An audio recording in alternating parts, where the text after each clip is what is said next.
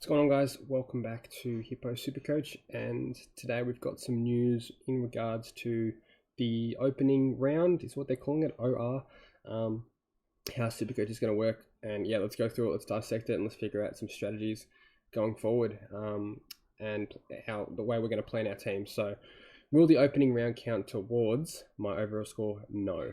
Okay, so that's huge. So basically, this opening round is going to be like a bye round when it comes to like ranking, when it comes to fix like your head-to-head matchups in leagues. So that's really good.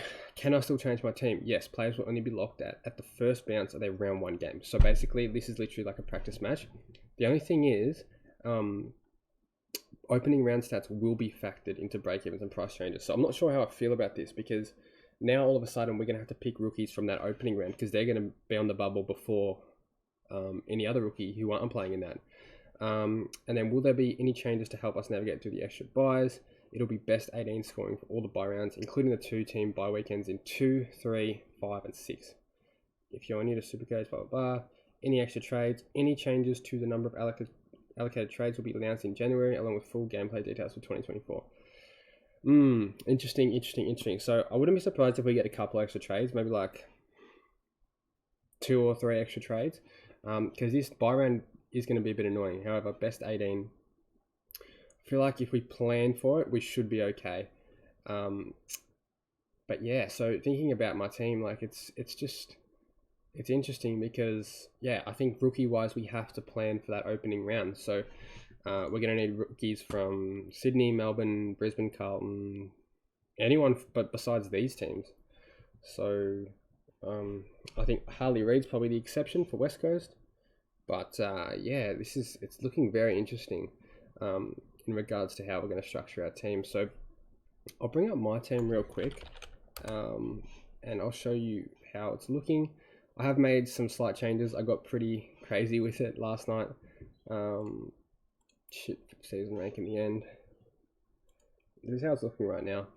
So I thought about Grundy again. And I just think Grundy, like the difference between Grundy and English, like let's be realistic, what can Grundy average?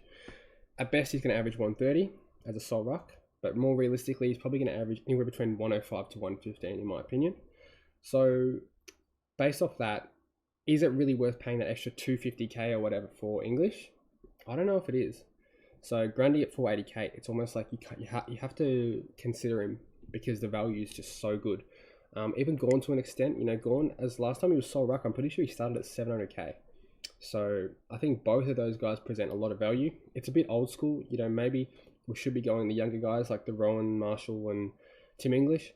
But I still think Gorn and Grundy have enough to give for at least one more year. So at this point, I'm considering both of them, probably locking in both of them for now. And then in the mids, like my mids isn't really changing, but I have got Matt Crouch, and reason being is because his games when he's playing in the midfield are quite good.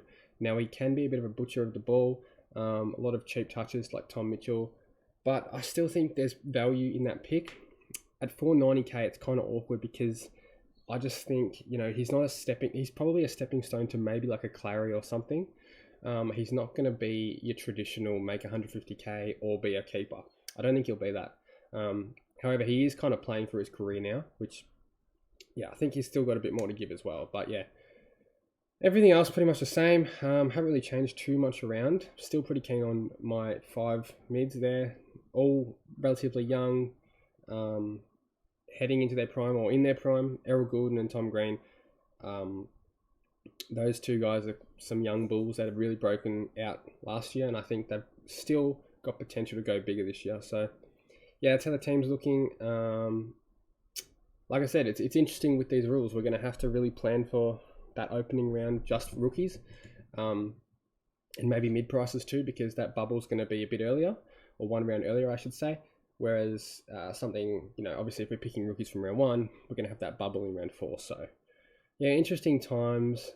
It's also good that we can change our team. So I know I'll be doing this, and it's almost like it's not worth making a team until opening round, because I guarantee you we're all going to be changing our teams in that week before round 1.